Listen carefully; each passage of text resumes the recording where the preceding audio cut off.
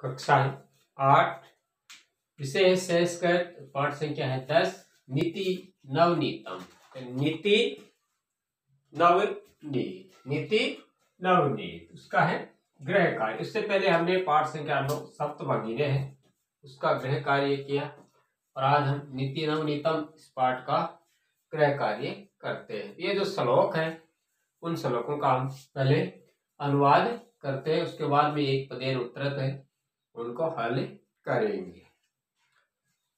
तो प्रस्तुत पाठ मनुस्मृति के कतिपय श्लोकों का संकलन है जो सदाचार की दृष्टि से अत्यंत महत्वपूर्ण है। या माता पिता तथा गुरुजनों की आदर और सेवा से प्रसन्न करने वाले अभिवादनशील से मनुष्य को मिलने वाले लाभ की चर्चा की गई है।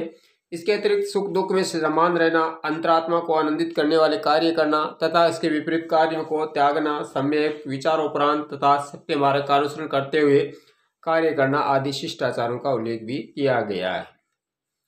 पहला श्लोक है अभिवादनशीलस्य नित्यं वृद्धोपसेविनः चत्वारि तस्य वर्धन्ते आयुर्विद्या यशो बलम्। अभिवादनशील से प्रणाम करने के स्वभाव वाले के, नित्य में यानी प्रतिदिन, वर्धोपसेविने है यानी वृद्ध यानी बड़ों की सेवा करने वाले, चत्वारि यानी 4, तस्य यानी उसके, वर्धन्ते यानी बढ़ते हैं, आयु यानी आयु उम्र, विद्या यानी विद्या, यश यानी यश, बलम यानी बल। तो इसका अनुवाद होगा प्रणाम करने वाले का और जो वृद्धों बड़ों की सेवा करता है उसकी आयु, विद्या और यश और बल ये चारों चीजें बढ़ जाते हैं। दूसरा है यम माता पितृ क्लेशम सहिते संभवे नरणाम न तस्य निष्कृति शक्यः कर्तु वर्ष सतेरपि। तो यम माता च पिता च नरणाम संभवे क्लेशम सहिते वर्ष सतेरपि तस्य निष्कृति कर्तु न शक्यः।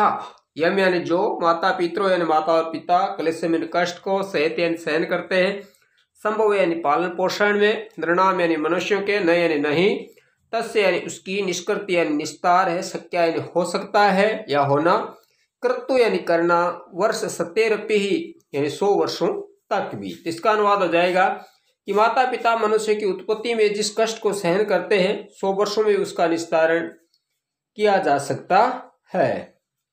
उसके बाद में है तीसरा तयोर नित्यं प्रियं कुर्यादाचार्यस्य च सर्वदा तस्वैव त्रिषु तिष्ठुः तपः सर्व समायते है।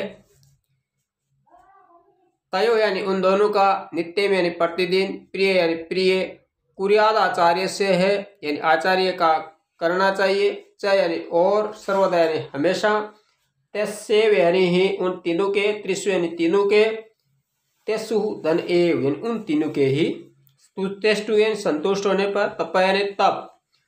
तो उन दोनों माता और पिता और आचार्य का प्रतिदिन और सदैव प्रिय करना चाहिए। तीनों के संतुष्ट होने पर सभी तप संपन्न हो जाते हैं। चौथा है सर्वम परवशम दुखम सर्वात्मवशम सुखम एतादितातिमाशयेन लक्षणम दुखे सुख दुखयोः। तो सर्व यानी सर्वतर, सब जगह, परवशम यानी दूसरे के वश में, परतंत्र, दुखे दुखे, सर्वात्म वशम यानी स्वयं के वश में,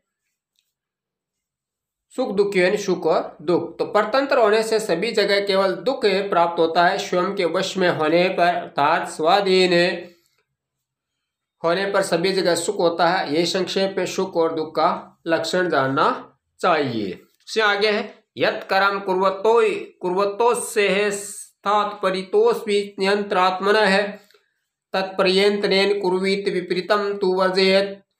यानी यत् यानी जिस, कर्म यानी कर्म कार्य को, कुर्वत यानी करते हुए, अस्य यानी इस, अंतरात्मन है अंतरात्मा का, हृदय की, परितोष यानी आनंद, सयात यानी प्राप्त होता है, तत् यानी उस कर्म यानी कर्म को, प्रयत्न यानी प्रयत्न पूर्वक, कुर्वीत यानी करना चाहिए, विपरीत में विपरीत को, तु यानी तो, वर्जियत यानी छोड़ देना चाहिए।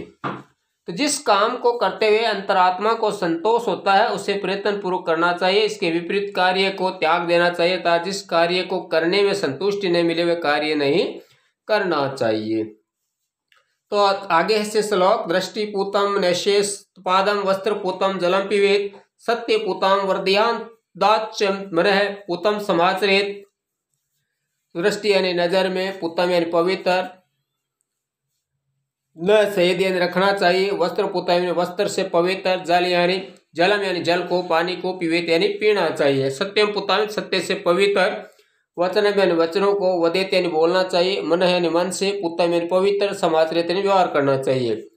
तो दृष्टि से पवित्र कदमों को रखना चाहिए, कपड़े से पवित्र करके अर्थात छानकर पानी को पीना चाहिए, सत्य से पवित्र वचनों को बोलना चाहिए, पवित्र मन से व्यवहार करना चाहिए।